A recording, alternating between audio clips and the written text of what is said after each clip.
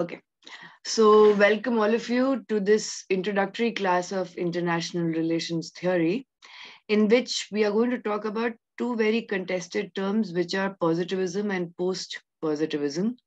These are important in any kind of theoretical understanding of different subjects, also like psychology, literature, sociology, um, philosophy, organizational behavior, law. In most of them, it is a very important basic aspect that you should understand. And whatever you learn from this class, you can apply in different classes as well. But I will tell you about why this is very, very important in IR itself. Why should you study about IR theory? And this is a basic foundation. Then we'll go to the complex IR theories in the next classes. So, as you all know, my name is Dr. Shubhda Chaudhary, and my PhD is in international relations from JNU. Theory, working with theories of IR is something that I really, really love. And in most of my work, I have tried to have as many theories included as it is possible, sometimes a lot of them. But so that there is a proper literature review and critical foundation for the subject.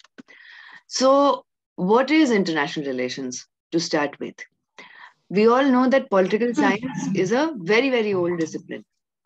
Political science is a very old discipline, but international relations as a sub-discipline of political science, इसकी शुरुआत हुई थी UK में in 1919 and in 1920s in US. One of the primary reasons why international relations and media studies specifically, they started during the time when they started was during the interim war period, that is between the First and the Second World War. Because both global politics and media were important to create narratives and to create understanding of history. So international relations developed in UK, and the first critique will be of the development of international relations that it is Western specific.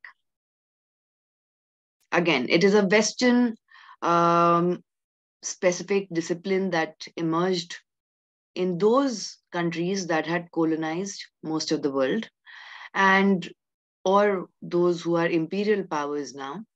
And many of the international relations scholars have been critiqued for the fact that unka jo point of view hai, it's very jaundiced and very short-sighted because it is only limited to the Western demography.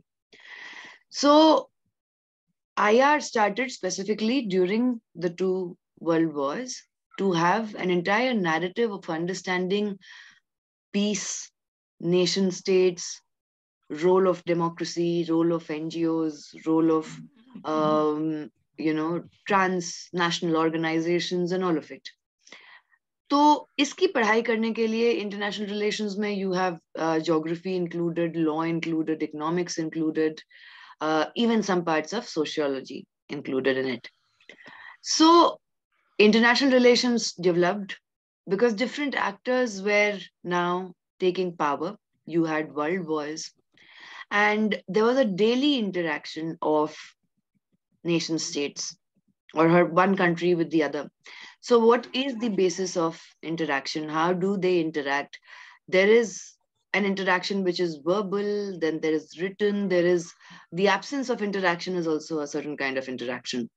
So how these collective interactions take place, and what was the role of UN or League of Nations before it, and all these NGOs like Amnesty International or Doctors Without Borders, and why are they very important in the study of IR?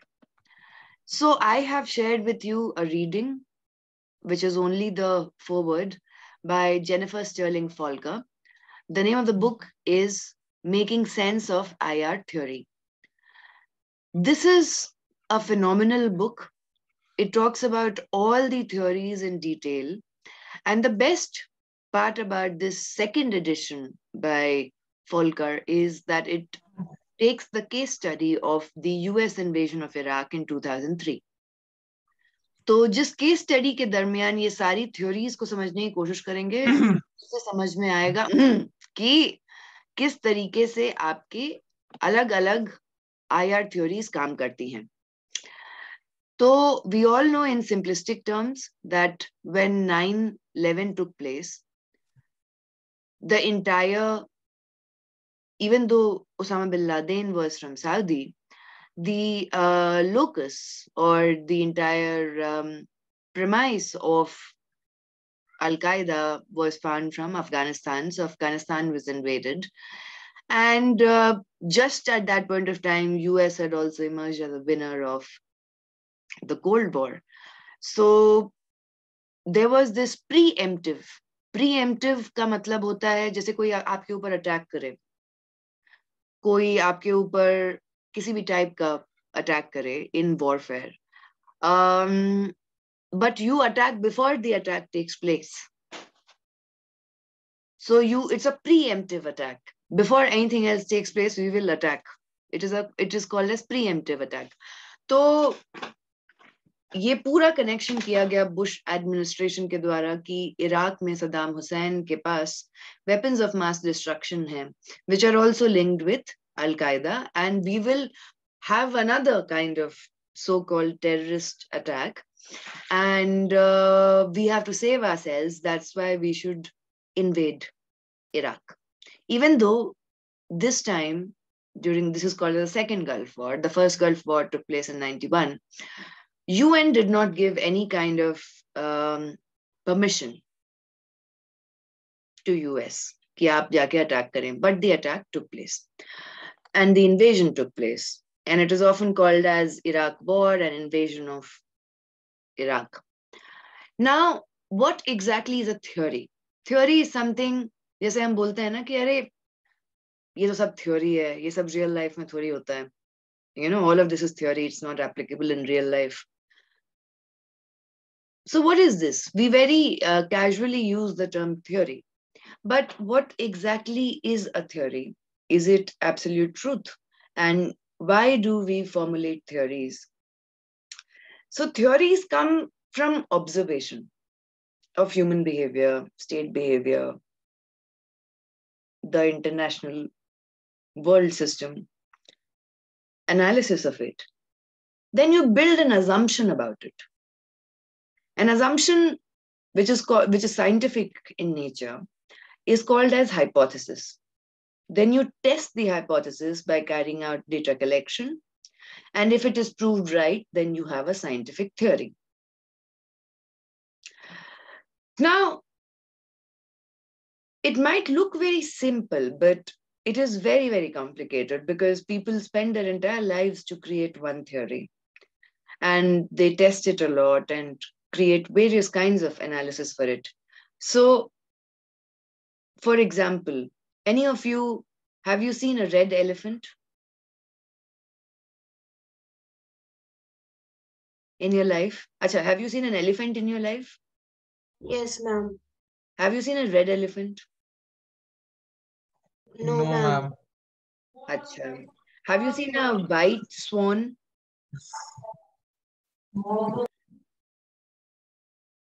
White swan? Yeah.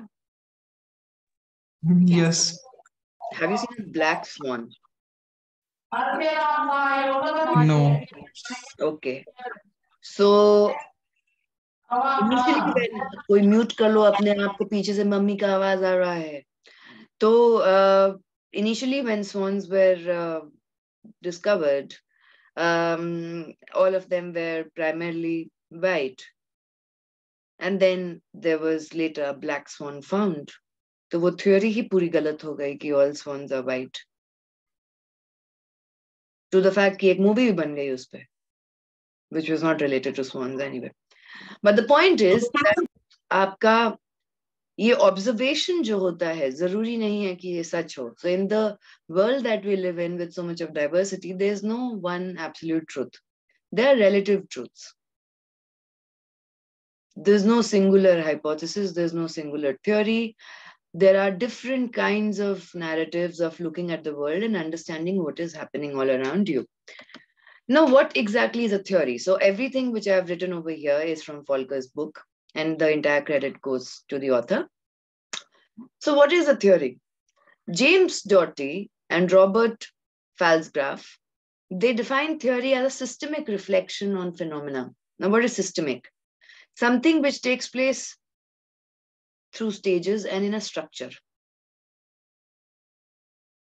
For example, when I was a kid, so I remember that weekends used to be the time when I would ask my father to drop me to my friend's place with my sister.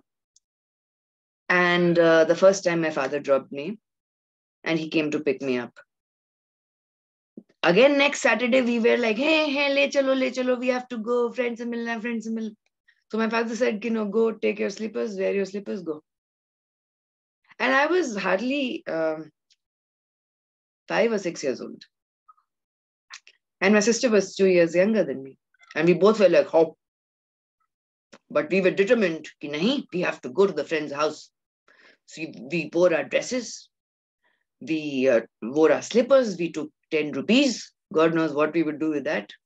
We lived in a small township and we started walking, trying to remember कि पिछले last week पापा कहाँ से लेके गए थे scooter. And if we would have gone by the scooter, we would have reached in 10 minutes. But by going by ourselves, we reached our friend's place in half an hour. But we reached. And returned also. And for a very long time, we were like, Papa. But then I realized that he was trying to inculcate this systemic understanding of knowledge in my mind, which was that how are the roads, ghar kaise hote hain, what are the different types of flats, houses, shops, fields, how do you cross, how do you go, what are the traffic rules, how do you take your younger sister with you, how do you go in one piece and come back in one piece. So it was a particular strategy which we realized only when we applied our entire senses and did it by ourselves. And then we never asked our father to drop us. We would go anytime, anywhere. Right? So, but then the next thing happened. Then my father said that go and do shopping for vegetables. And I was like, hey, this is like a test for mathematics. And this is very, very scary now. Because 50 rupees he has given us and how we will carry all of it. Say vegetables and paisa and galti karke aayenge, something will go wrong. And I used to go and जाके वो सब्जी वाले के तराजू पे ही पैर रख के आके वापस घूम के सब्जी लेके वापस at the age of 6 years old. That again was a systemic knowledge of understanding that different kinds of vegetables are there, जिनका different prices होता है. 1 रुपए का नोट होता है तो पैसे का नोट, समय पैसे चलते थे. You had पैसे as a currency, तो ये 25 पैसा तो ये 50 पैसा, and this is a coin and this is how you do it. तो वो सारी चीजें भी तब समझ में आई जब खुद किया. So systemic reflection is when any kind of process is taking place and you reflect on it. A very profound author once told me that in her entire 24 hours, it feels to her that it's only 2 hours where actually her mind is being applied. The rest of the things her body and mind does mechanically because it's used to the habit of doing it in a certain way.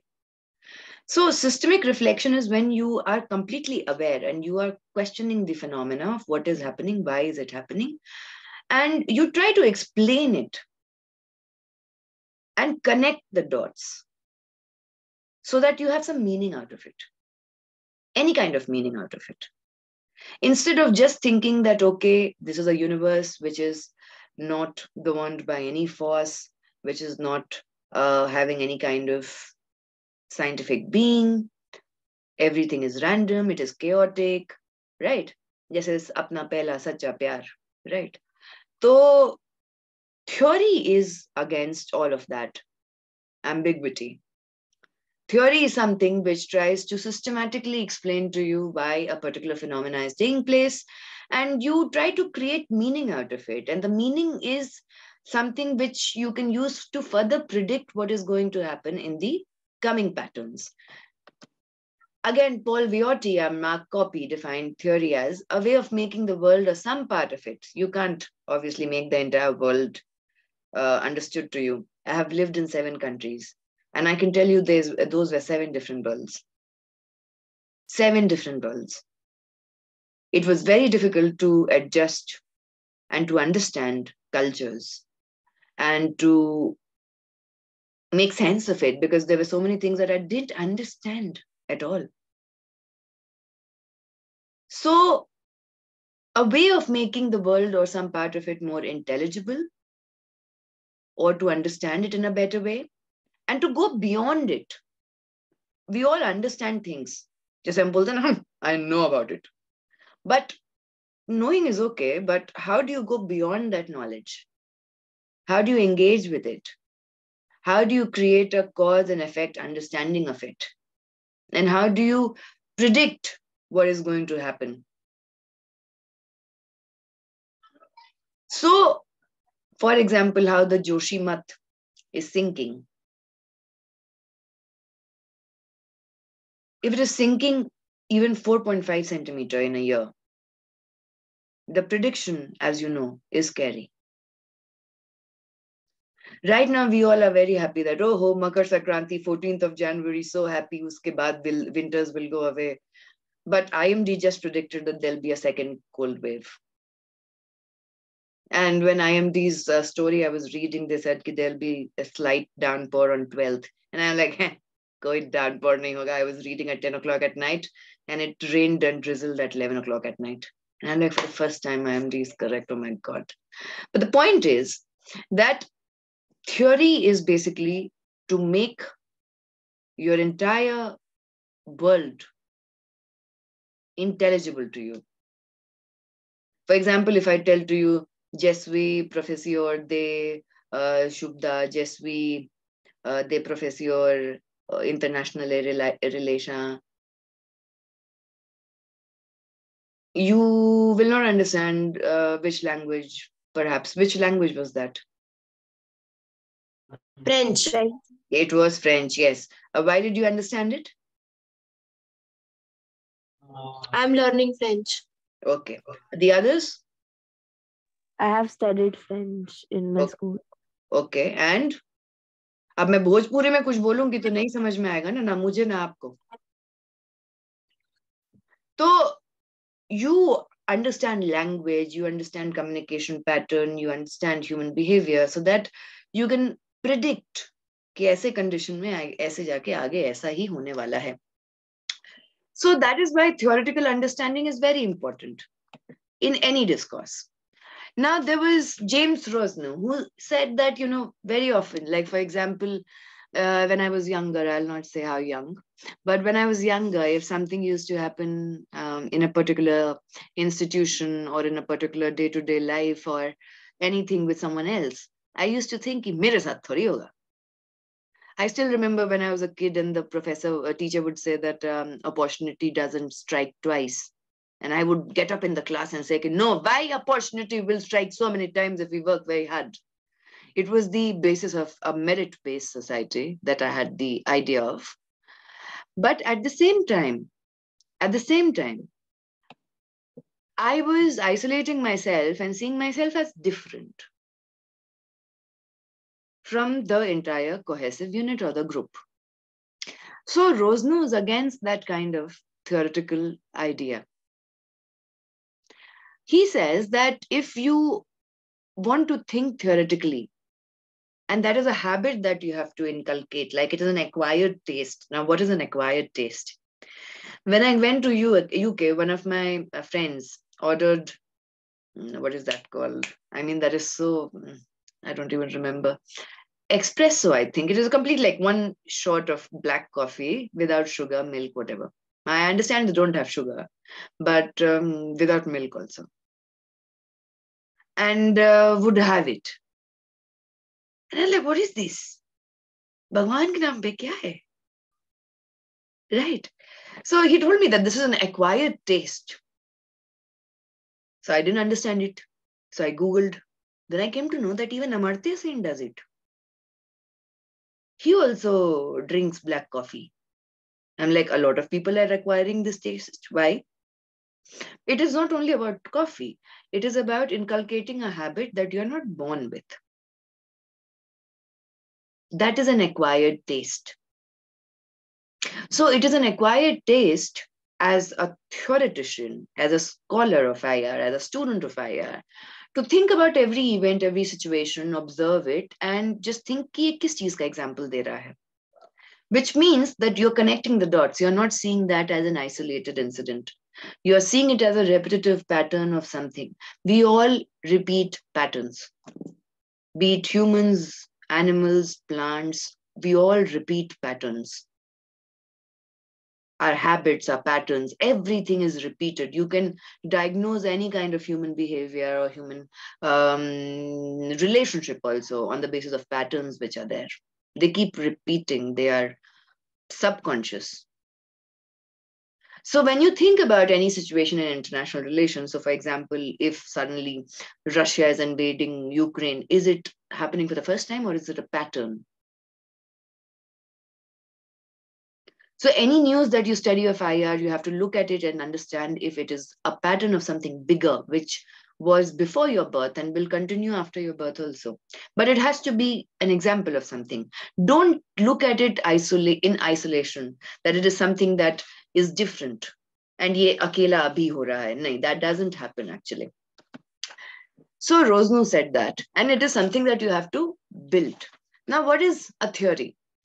Theory is like, you all have seen, the girls have seen these days, they show these artificial nails. They are very much advertised if you search for them. Nakli nails, laga lo. देखा है? Nakli eyelashes, nakli Yes, balm. ma'am. देखा है? Yes, ma'am. देखा है? So these are what? These are pre-packaged. Or the food that you get, which you just go, you need to heat and then you can have it. Right? All of these are templates. Canva pe you have templates. Presentation ka already given for you. A structure is there. You just have to change data on that. So a theory is just like a template in which you can, and your world are all these events which you're putting that on a presentation to make stand or understanding of it. So theory is nothing but something which, a kind of template of truth that has existed before, which is a certain kind of thought structure. And it tells you that this is how things are, to make sense of whatever is happening around you. Like I tell this story to a lot of students when it was the first time in London. I remember the second day. And I was wearing black shirt and black pant and a very thin yellow sweater. No, it was not even a sweater, it was a shirt, I guess. And I started walking towards Harrow School, which is there. And walking beyond it and beyond it and beyond it. And suddenly it started drizzling. And I was like, hey, mein paas to, I don't have an umbrella. But I was like, okay, fine, it is drizzling. I'm Indian, I'll walk. So I kept walking. Then it became sunny in 5 minutes. I was like, eh? Then I kept walking again. It started drizzling. Again, after 10 minutes, it was sunny. It felt I was in a washing machine. But I couldn't make sense of it. I was like, what is happening? Now, every time I go to UK, the first thing that I do is check the weather. And that is why I understand why Brits are so obsessed about talking about the weather. So now you can either experience a template by going through it, or the template is already there for you. And you just have to use your mind. That is a theory. But this man on the right side, his name is Thomas Kuhn. He would be a physicist, actually. And he would ruin the entire definition of, is theory always true? So what is the problem which is here? Till the age of 10th, till the class of 10th, you are taught about social studies. And suddenly when you go to 11th, it becomes political science. Why is it not political studies? Have you wondered that?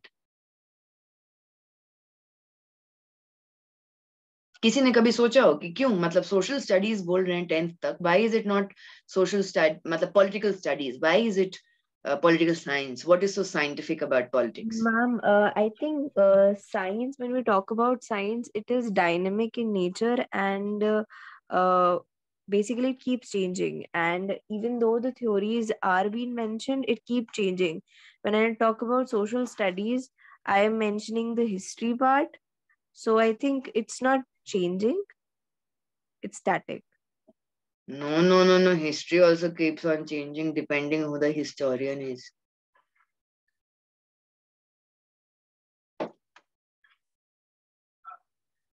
And social studies has so much. It has geography also, it has politics also, it has history also, civics also, some part of economics also. There was another subject called as moral science. I was like, what is so scientific about morality? Yes. You know, matlab, honesty is the best policy. Hey, look, the point is ki there was this obsession, specifically what started happening during Enlightenment. Now, what was Enlightenment? Before Enlightenment, there was this entire profound power of religious thought or religious philosophy in everything. So everything was considered through the angle of religion or God or mind of God or whatever.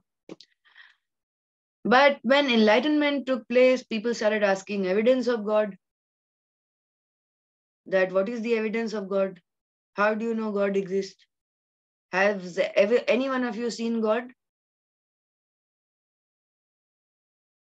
Matlab, if you have seen, please tell me. No, but experienced it. You have experienced God. Okay. How did you experience God? No, I'm experienced in the sense when we do devotion, like in a very particular discipline sense, then you feel some sort of power and very focused energy, which I can't describe, and I don't think that anyone can describe that. That I think. Okay, that you think. But the paradox of your statement is that I can't describe and I don't think anyone can describe, but that is what I think. ये यहाँ debatable हो गया. Yes. But अगर इतना जोर से मन लगा के अगर सच्चा प्यार भी करोगे ना या पढ़ाई भी, तो वही डिवोशन वाला फीलिंग आएगा. Your brain waves will be activated in the same way as you feel the kind of devotion when you're praying to God. If you're going to मतलब study according to brain waves. किसी और ने भगवान को कभी experience किया हो? I am not asking if you have experienced peace of mind and tranquility. I'm asking if you have seen God. Anyone?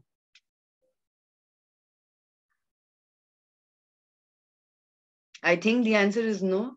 मतलब I hope कि I don't know. मतलब I don't want to be अच्छा ma'am, I'm anti-God. No, I'm not. Yes, ma'am, it is definitely yes. Nobody So can see it. nobody could. So we used to I have been to black churches, white churches, churches in South Africa, mosques in South Africa, where there was entire movement to have women in different kinds of structures of prayers of various religions to experience and see God. But I haven't. I have. Ma'am, my father is saying God is in belief. Okay, now belief is something that you cannot prove. Can you prove belief? मतलब what I'm trying to say, जैसे there was a story, किसी एक गांव में बहुत सूखा पड़ा हुआ था, right? So everyone thought that if we will pray to God and we will worship God, there will be downpour or barish hogi or everything will be well. There was a child that goes to that prayer meet with her umbrella. That is belief कि तो बारिश तो अब होगी ही. उस बच्चे के अंदर था. So belief can never be scientifically proven. It is something जो आपसे कोई छीन भी नहीं सकता है. It is something which cannot be made alive in you also. भले मम्मी कितना बोलते रहे पूजा करो पूजा करो पूजा करो, but it cannot be something which is external. Belief is internal if you believe in something, right? So जब enlightenment की शुरुआत हुई Western European countries में, then they started questioning about the entire existence of God, and they were like जो चीज का scientific evidence नहीं है. Now you're talking at one hand of Charles Darwin, who is saying survival of the fittest. You are talking about evolutionary science. You are doing the study of fossils. You are trying to understand Earth kaise evolve kiya, and you're giving narratives of that and hypotheses of that. And how can you believe something which you have never seen and experienced? The forms of God that we see are personification of human forms. I'm pretty sure that if Krishna exists, he will not come in the form of Krishna to me. No. नहीं तो हम तो पकड़ लेंगे क्या रे तो कृष्ण भगवान है, right? तो Krishna will not come in his human form if he has to come. So the point is कि everyone like Nietzsche and others, I'll just come, this is my timing to take my milk. Just a second.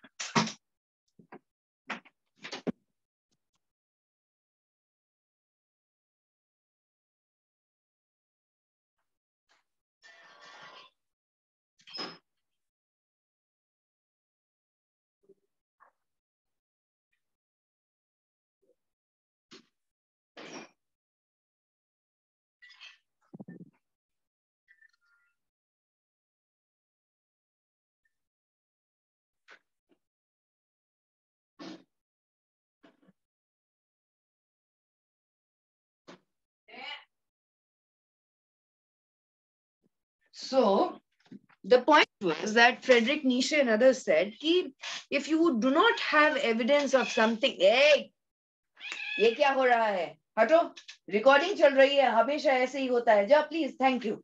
You can get out. Please, please, please. Please, please, please. Thank you. So, sorry. Now this has left being embarrassing. But the point is कि if you have not seen God, then how will you experience him, her, them, whatever? For example, the tribals didn't have any concept. They had concept of God or universe, which they worshipped in the form of nature. But they didn't have any kind of evidence of deity worship, जैसे idol worship हमारे में है, whatever. So, and they didn't have any kind of written text. तो जब enlightenment की शुरुआत हुई, the entire starting of enlightenment was कि something which you cannot have evidence of. Like H2 plus O2 is water all the time. You don't have to prove it, though no one has made water till now. Water has not been created. But we all know the formula of it. So anything which does not have an evidence does not exist. So Friedrich Nietzsche gave the very German philosopher, he gave this entire concept that God is dead. God doesn't exist. So Kuhn का क्या था? He was an American physicist and he studied physics and he did a massive study of that and understanding of it. This is why, few things should not exist. Just a second.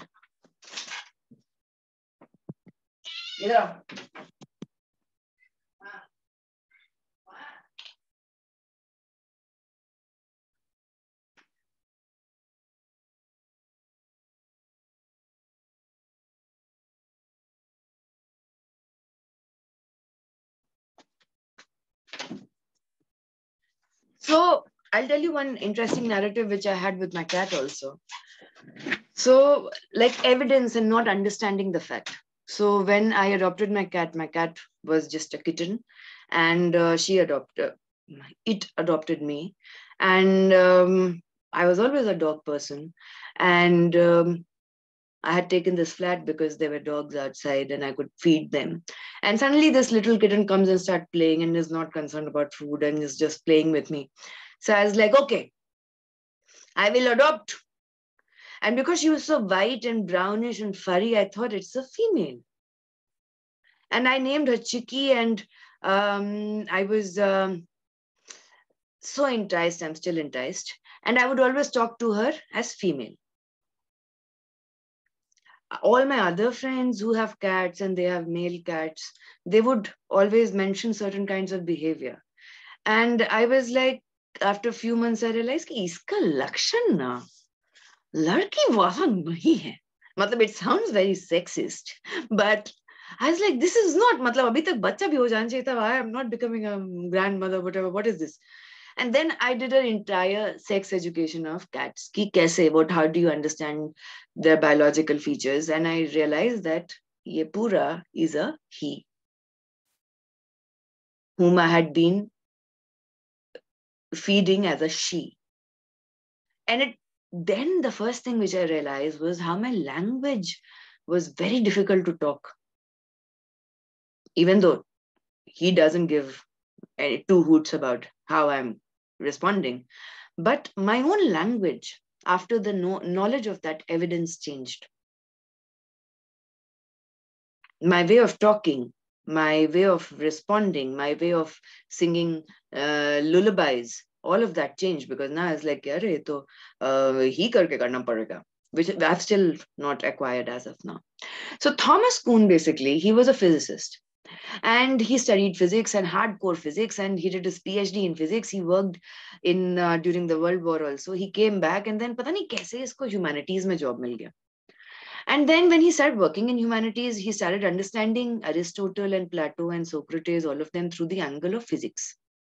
Ki Aristotle kya scientific tha ki nahi tha? How scientific was he? And what was his narrative?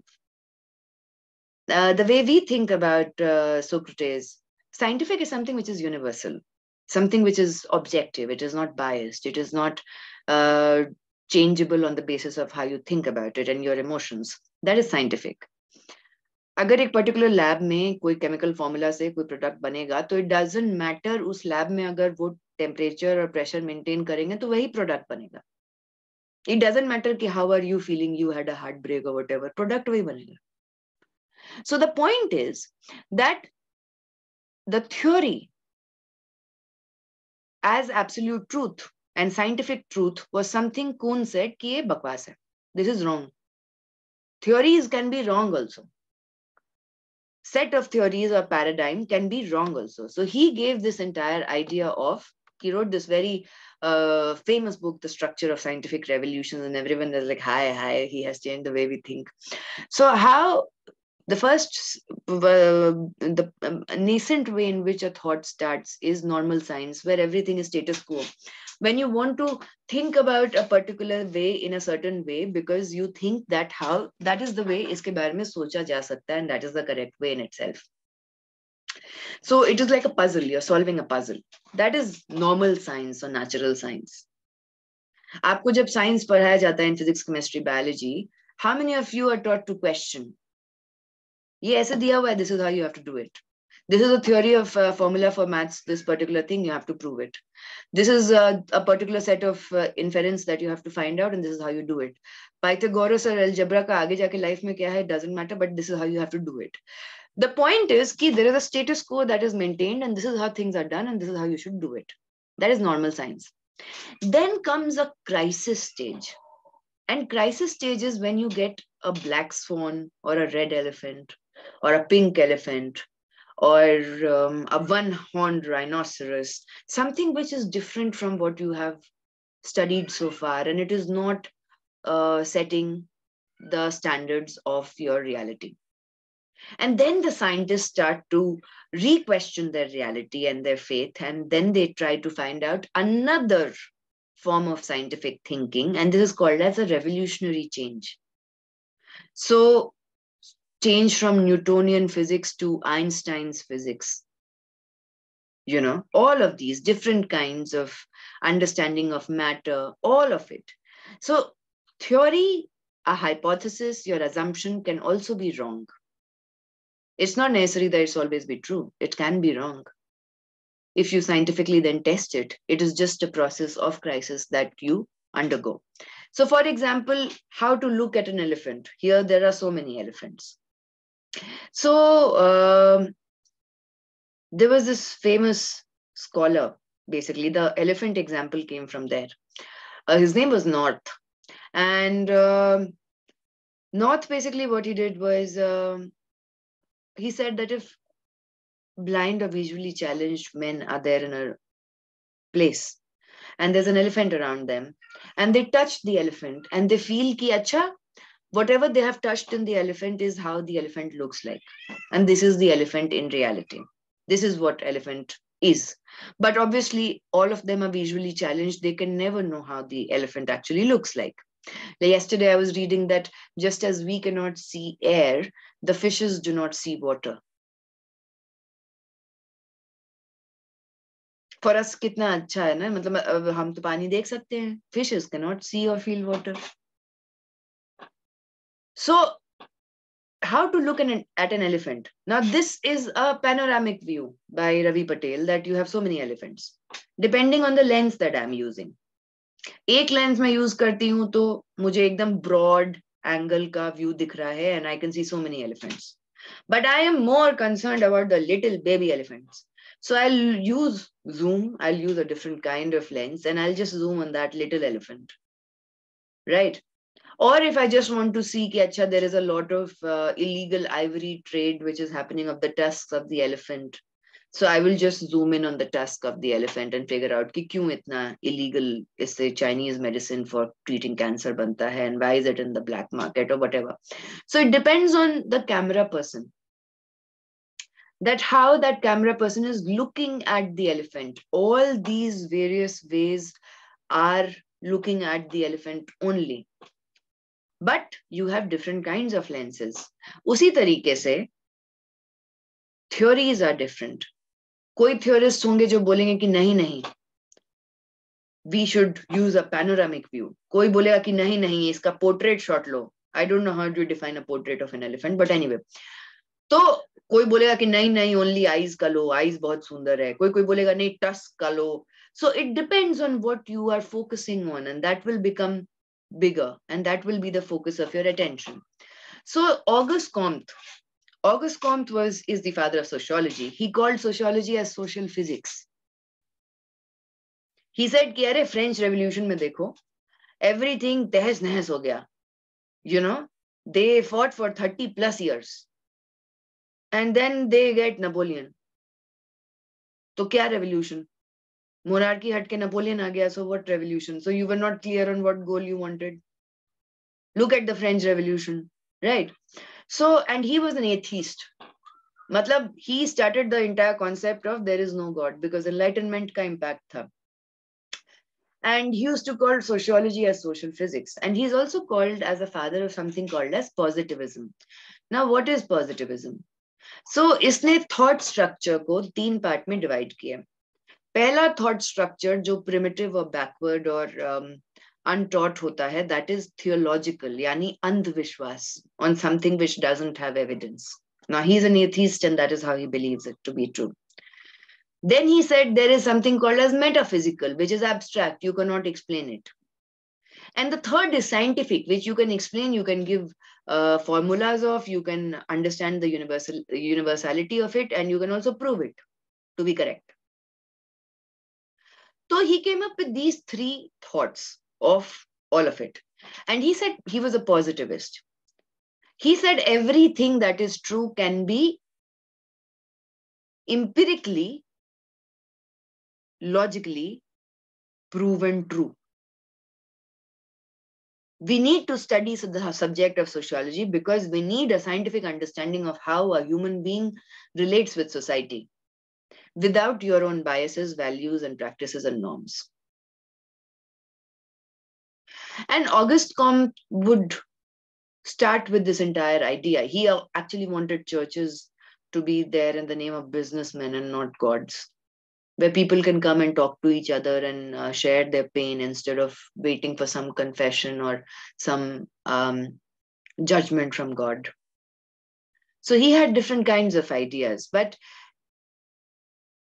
he said that fact is a fact and you can prove a fact, you can measure a fact, you can know a fact. This is a cup, it is a fact. I can touch it, I can feel it, I know there is water in it, I have got it as a gift, I don't want to show off. But the point is that this is a fact. You can see it. It's not something which I can see it. It's nothing personal of my imagination, right? Like one person asks the other person, where is your boyfriend from? So the person says, from other nation. So the person says, which nation? So imagination, right? So objective truth, a fact is a fact. It can be measured. You can have units of telling it. It can be known. You will understand it. And you can make others understand it.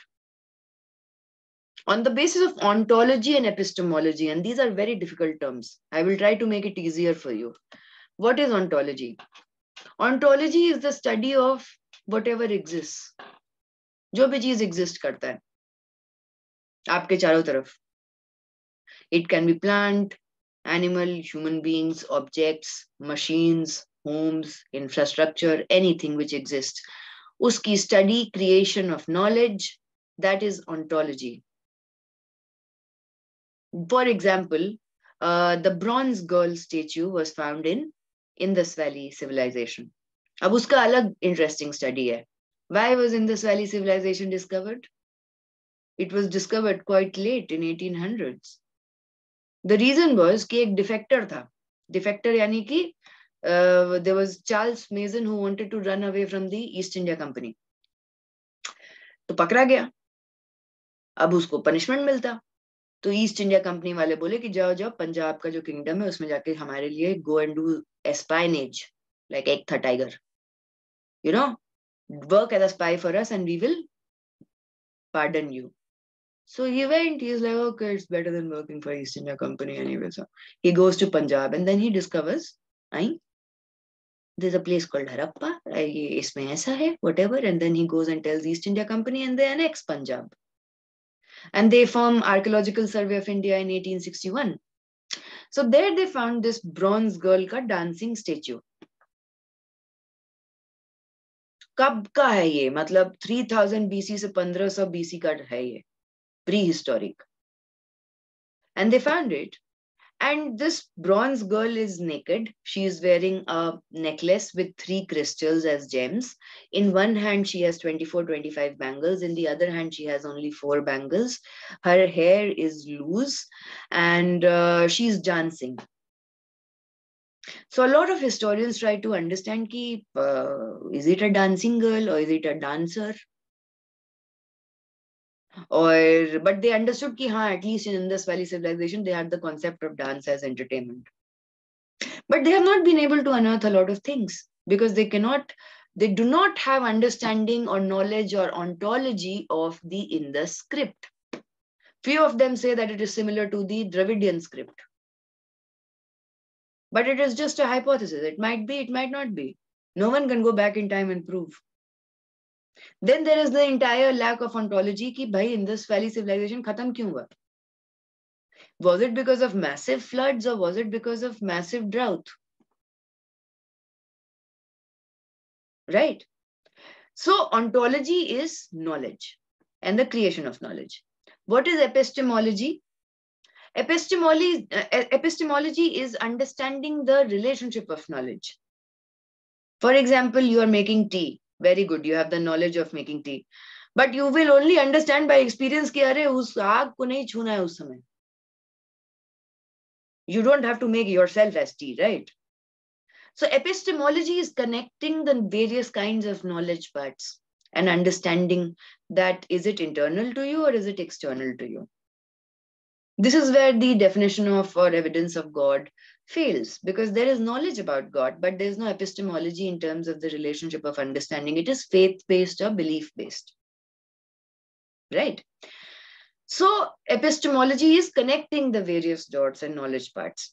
What is methodology and methods? Methodology is how you inquire about the truth. Like whenever my cat starts meowing, it can be only 3 things.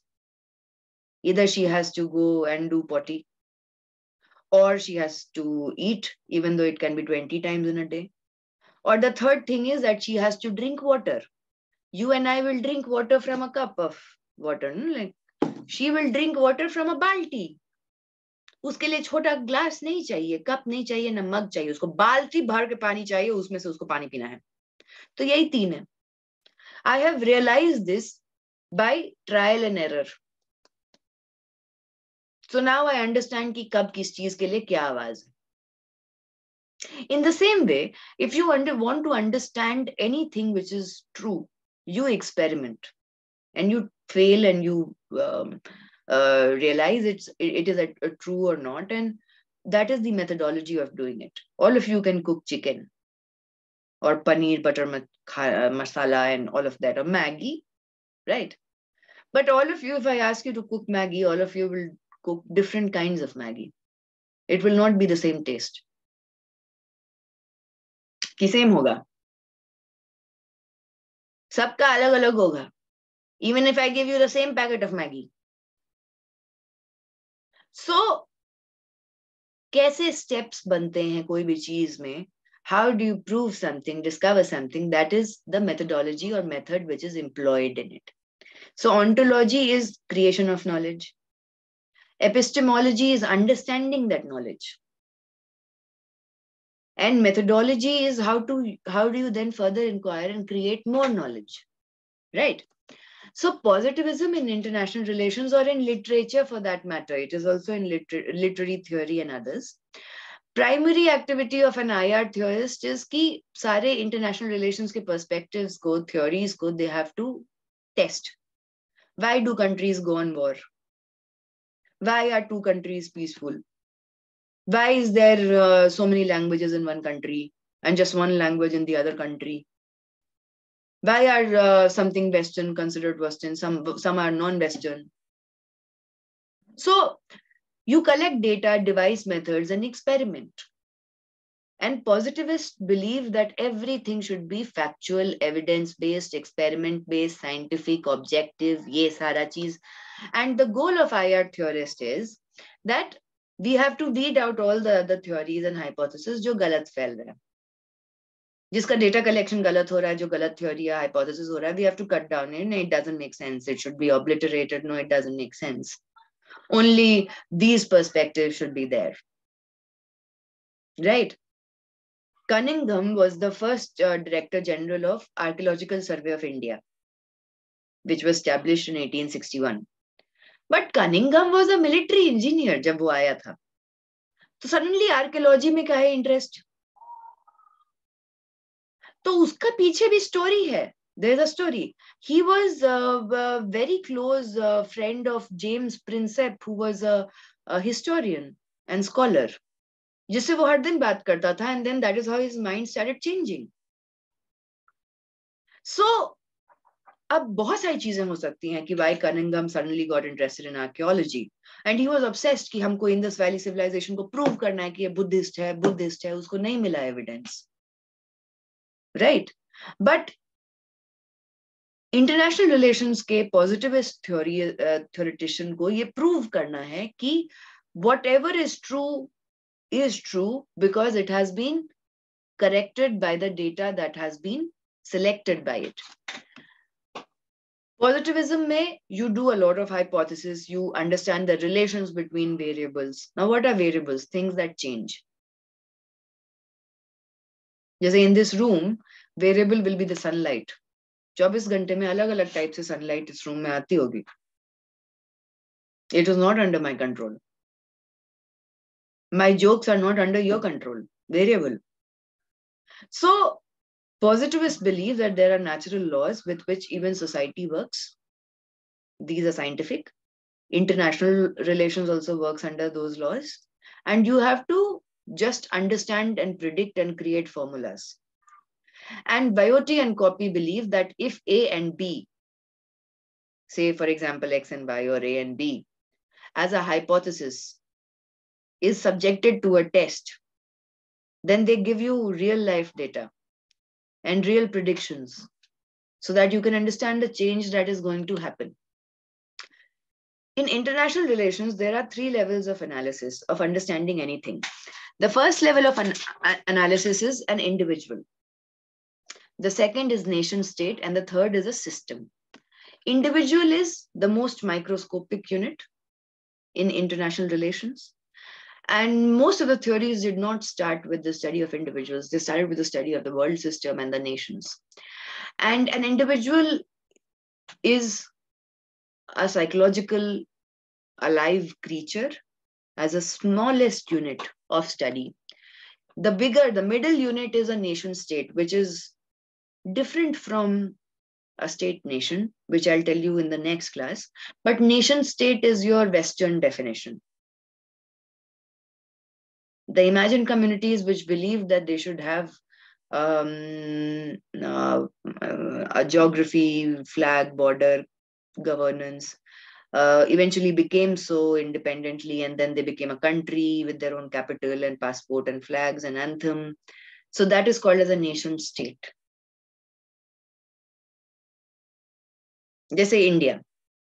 There was nothing called as India before 1947. It was British India. These are two different geographical terms. But the idea of India was created as a nation, that we have to become an independent country. So India is then, according to Western definition, considered as a nation state. But there are many other scholars from India who believe that no, India is a state nation. हमारे इतने सारे federal states हैं with different languages, different religions, different cultures. Why should we follow the European model of one country, one language, one religion? Our beauty is our diversity. The same goes for many Latin American countries. So the concept of nation state. And the third is a system. System का मतलब है कि how does one country react with the other country, respond to the other country? What is the relative power between two countries or more countries? What is the interdependence between the different countries? How is the behavior dependent and influenced by all of this knowledge? Why is this? For example, why did Germany lose the Second World War? Germany often, if you go to the history, one of the narratives is that Germany lost the Second World War because when they invaded Soviet Union, they had no idea of how cold it would be. -30, they had no idea of that. It was geography that won, and not Soviet Union, actually. So the point is that system understanding is between understanding the world system, different countries, NGOs, trade relations, economy, all of it. So these are three levels of understanding. The second kind of theorists are post-positivists. Post-positivists ये बोलते हैं कि fact is a fact. How do you know it is a fact? And how is your fact my fact? How is it? The biggest problem of communication is the idea that it has taken place. It is the biggest facade. Right now I am speaking, I think every student is listening. But it might not be true. Right? So language and act of communication are always problematic. Language is different. Different language. There are so many languages that do not, जैसे for example, Hindi में एक word है झूठा. झूठा का कोई English translation एक शब्द का नहीं है.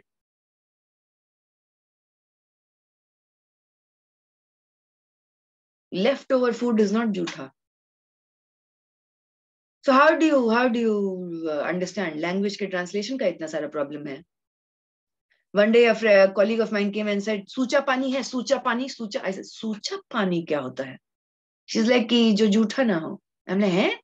I came to know a new word today. But the point is that post-positivists said that your whatever you consider as a fact is a judgment. It is not neutral. Whatever you think as scientific is also a judgment. It is not neutral. Everything depends on what my subjective level of understanding is. Whatever your epistemological position of looking is, how you understand knowledge and certain aspects of it. You are including certain things and excluding most of it. In international relations, if you're talking about, so post-positivists, they would say that, okay, why are you trying to, be pro-Russia or pro-Ukraine in this war? What is your epistemological position and why is it so? Without ever being to Ukraine or without ever being to Russia. At the same time, if you ever be to Russia or Ukraine, doesn't give you the authority even of years of study of having a certain kind of opinion about it. Because you are not there. If you are there, you are dead at this point of time. So how do you create a narrative? How are you saying it's a fact? And Smith basically said that everyone talks about death because of politics, war, but no one talks about death because of economics. Economics means death because of poverty. The biggest reason of death is poverty. But it is never in any kind of nomenclature taught about why people die because of poverty. How many people die become statistics in your newspapers and often forgotten just because of poverty. But yes, in war, every day we will come to know so many people died, so many people are alive, so many people are dying, so many are injured. But why don't we get to know about the class definition or poverty definition of it? So what do post-positivists do? So for example, if positivists are ki nahi, we have to look at the elephant with a red colored camera lens only, a pink colored camera lens. Then post-positivists will ask that why are you doing it? Why are you using red? Why are you using only pink? Why this lens only? Is it cheaper? Is it your favorite? Your grandmother gifted you? It fits into the camera. The camera is very old. It is very new, brand new, iPhone types camera with a red filter. Why are you using this lens? Is what post-positivists would ask. And B. Jones further questioned it and said that there's so many assumptions and thoughts and modes of analysis and attitudes that we carry, and we can never be neutral. We'll always be biased. And anyone who is a post-positivist in international relations will understand, they will understand patterns, they will understand ontology, they will understand epistemology, but they will question your understanding of it and that why is it like that? Why is it so? Why are you elaborating? Right now, protests are going on in Peru, in Brazil. Why?